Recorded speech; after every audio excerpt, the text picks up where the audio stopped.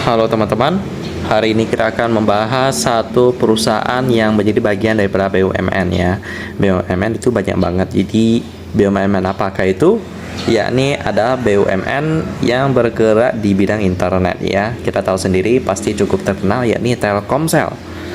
Ya, ini adalah Telkom, tapi kita akan tidak akan membahas induknya, tapi kita akan membahas salah satu anak perusahaannya ya, yang di request oleh teman-teman kita. Nama perusahaannya adalah Daya Mitra Telekomunikasi Tbk dengan kode emiten MTEL atau kita panggil aja MTEL.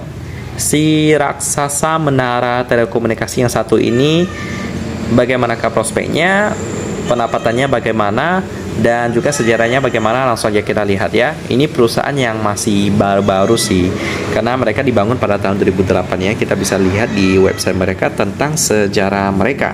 Salah satu anak perusahaan PT Telekom Indonesia Tbk ya, Persero, yang merupakan sahamnya minimal 51% dipegang oleh negara, di mana bergerak di bidang penyediaan infrastruktur telekomunikasi, mulai menapaki bisnis menara telekomunikasi sejak tahun 2008 ya, dan saat ini telah mengelola lebih dari 34.800 menara telekomunikasi yang tersebar di seluruh Indonesia.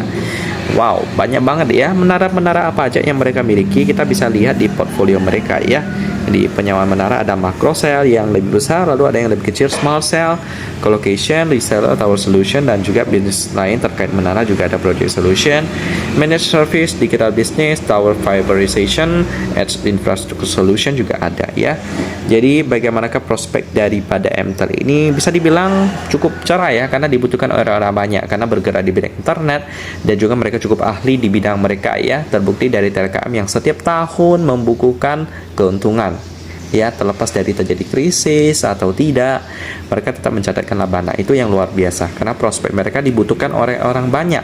Contohnya tahun 2020 saat terjadi PSBB ya, kita jadi dibatasi pergerakan kita dan juga dibatasi tentang kegiatan sehari-hari kita supaya tidak terlalu banyak terlalu berkerumun gitu, tetapi kita tetap membutuhkan yang namanya internet ya, karena internet itu bukan hanya sekedar untuk kebutuhan seperti having fun ya, tapi juga untuk bekerja, untuk produktif kita membutuhkan internet sekarang, sangat mempermudah hidup. Jadi itulah yang membuat kinerja daripada MTEL dan Telkom ini selalu baik, bahkan di saat terjadi pandemi sekalipun ya. Bahkan kalau tidak ada pandemi dan aman-aman aja internet, nah lebih produktif lagi ya MTEL ini ya, dan TLKM ya.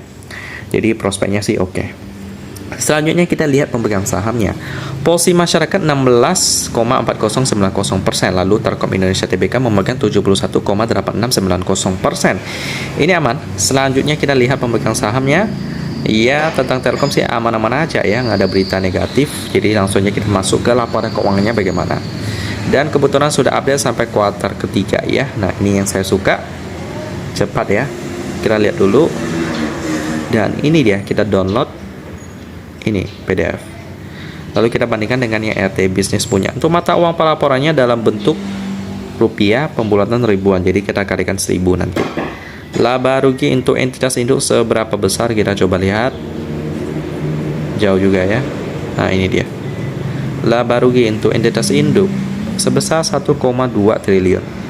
Yep, lalu PR yang didapat 36 kali. Ini udah cukup mahal sih, karena PBV nya juga udah mahal 1,7 kali. Lalu untuk liquidity-nya bagaimana? Oh, ternyata kurang bagus ya keuangannya ya. Kita coba cek.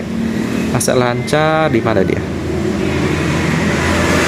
Nah, ini dia. 7,9 triliun. Liabilitas jangka pendeknya bagaimana? 9,6 triliun. Jadi masih lebih gede liabilitasnya ya. Jadi kurang bagus juga keuangannya. Turnover-nya sih 5M ke atas, bagus. Cuman ya pertimbangannya MTEL ini dua kriteria penting saya nggak lolos ya. PR-nya mahal, PR-nya 36 kali, liquidity juga kurang rasio nggak sampai 100%, jadi saya nggak terlalu sarankan sih. Kalau mau referensi yang bergerak di bidang internet saya juga belum ada ya, jadi nggak bisa kasih referensi yang sama sih. Tapi kalau mau referensi lain saya cukup banyak di sini ya. Ada yang bergerak di bidang tekstil, kaca, batu bara, komoditas, dan juga kendaraan listrik. Itu banyak, tapi kalau untuk internet sih memang jarang sih. Jadi silakan dipilih teman-teman. Demikian pembahasan tentang MTEL, semoga bisa membantu. Saya tutup dan kita ketemu lagi di video selanjutnya.